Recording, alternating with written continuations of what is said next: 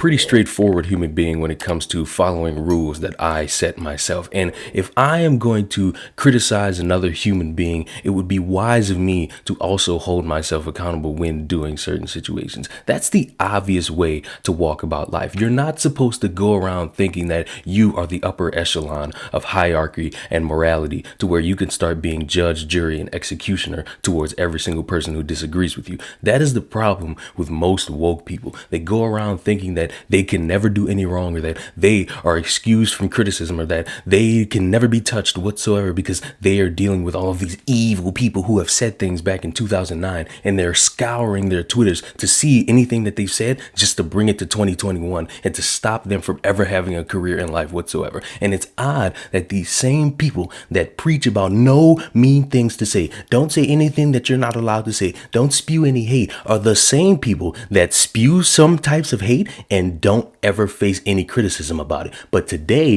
is one of those good days. Today is a day where someone got their just desserts and needs to be fired because of the rules that they were setting for someone else. Self-righteous teen Vogue staffer who got her editor fired once tweeted racial slurs herself. A teen Vogue staffer who derailed Alexi McCammon's hiring as editor-in-chief over racist tweets she wrote as a teenager has found herself in hot water after it was revealed she had old tweets using the N-word. Earlier this month, Christine Davitt, a senior social media manager at Teen Vogue, made a public letter by company staff complaining about McCammon's hiring in light of her past racist and homophobic tweets, including comments on the appearance of Asian features, derogatory stereotypes about Asians, and slurs for gay people. So this individual, this little woke Tyrannosaurus Rex, went around saying, hey, this person has past tweets. You're not allowed to be here. And I don't think it's comfortable for you to be around us because we're Teen Vogue. We are the special type of people that speak for the teenage demographic because we are never in the wrong for anything stupid we've ever put out on our website. We are the hierarchy of society, and you, with these past tweets that I wasted my lifespan trying to find, you don't belong here. It should be me at the upper echelon. I should be the editor-in-chief. I haven't said anything whatsoever. I am a golden girl. But it seems that this individual didn't delete herself from the internet when it was applicable, and now she's getting dragged for it. Just hours after McCammon announced her resignation, saying that tweets she made as a 17-year-old college student have overshadowed her work, David wrote on Twitter, "Exhales, the deepest sigh I've ever sighed," according to Fox News. Now David is facing calls for her to resign or to be fired with the pitchfork mob now at her doorstep. David made her Twitter account private. So you mean to tell me that you spend all that time making sure that someone else gets fired and you're exhaling a sigh of relief, but now you can't handle the fact that people are coming for you because you have said the N-word apparently. I find that just a little bit funny, but pussified.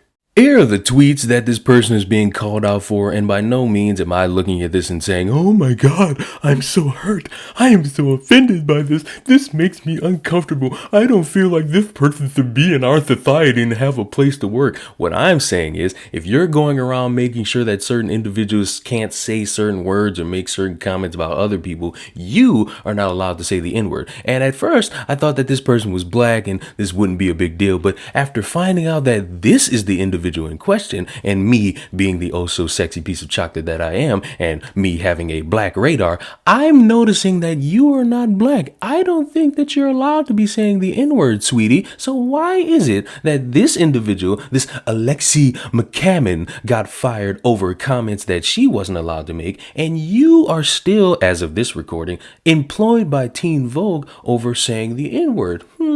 It's becoming a situation of rules for thee and not for me, which is a horrible way to go about things and is exactly what most people want. Most people want to go around saying, hey, you're fired because you said this, you're fired because you did that, you're fired because you look like this. And those same people that like to point the finger don't realize that they got 4 other fingers pointing back at them. And the odd thing about it is these same people do not want to acknowledge it. This person went dark. They've privated their Twitter. They are running. They don't want to be fired whatsoever. I guarantee you she's going around deleting any tweets, and I'm willing to bet you my left pinky and my right testicle that she is going around claiming people as white supremacist alt-right human beings because they're criticizing her for the same shit she did to somebody else.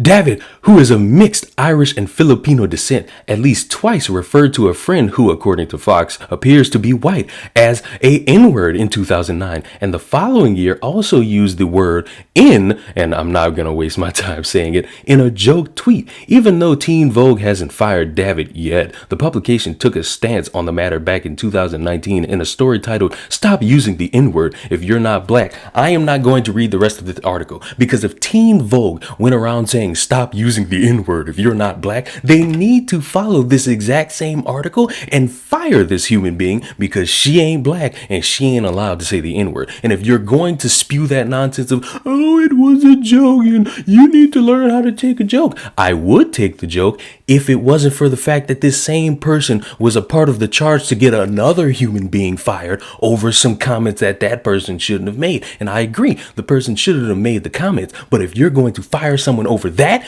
you're going to fire this other person over this, especially if you wasted your time talking about not saying the N-word if you're not black. You need to hold yourself to that standard. So Teen Vogue, you little weird woke SJWs that spend your time thinking that you are the hierarchy of all teenagers, fire this individual. Either fire her or rehire the person you fired. Make sure that this situation is an example to be made out of everybody. That you are not judge, jury, or executioner. You are a regular schmuck of a human being, and you are flawed. You are allowed to make mistakes, and you are allowed to grow from them. You are not allowed to sit there and think that you have the right to have people lose their jobs just because they do it better than you.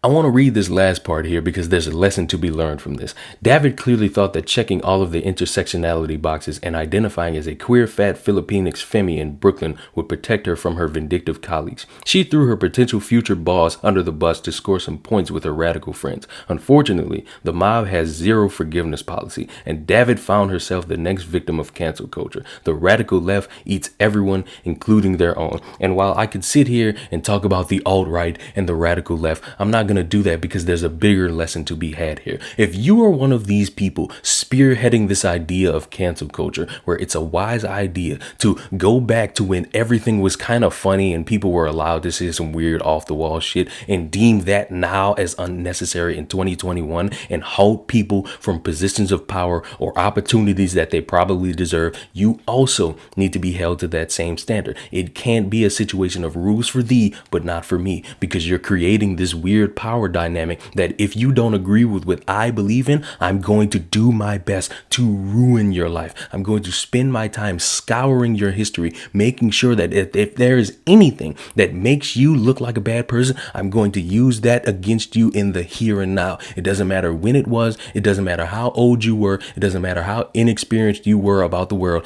I'm going to use that against you. And some people view that as a way to go. Some people view that as the best way to handle people nowadays in life. And I'm not going to say if it is or if it isn't, but if you're somebody who's following that logic and going by that rule, you best be prepared to have that same shit happen to you, because it comes back around full circle. Karma's a bitch, but oh, she is a sexy one. Subscribe to the channel. I will see you in the next video.